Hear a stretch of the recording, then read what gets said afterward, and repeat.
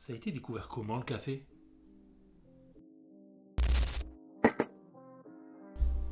En fait, il y a plein d'histoires qui racontent un petit peu d'où vient le café, comment ça aurait été trouvé, mais on va avoir quelques petites légendes urbaines.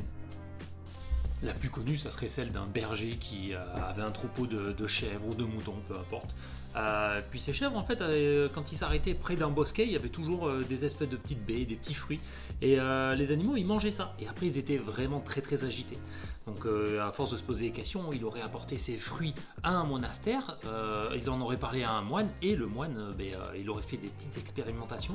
Et il s'est rendu compte que le café, c'était quand même très très cool une fois que c'était rôti et travaillé en boisson.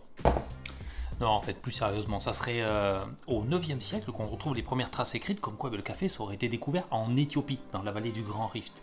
Donc c'est là-bas qu'auraient commencé à pousser les vrais premiers caféiers sauvages. Et c'est que arrivé au 16e siècle que la culture du café a vraiment été développée, mais cette fois-ci au Yémen. Et c'est qu'au XVIIe siècle qu'on retrouve le café sur les plus belles tables d'Europe. Et le fun fact, le café, il faut savoir qu'en Amérique du Nord, c'est arrivé qu'à partir du XVIIe siècle. On ne sait pas si c'est les Hollandais ou si c'est les Anglais qui ont réussi à la ramener. En tout cas, tout ce qu'on sait, c'est que depuis la Boston Tea Party, donc ça c'était avec les Anglais, le café, c'est ça la boisson la plus bue en Amérique du Nord. Oh, et pour plus d'infos café, abonne-toi.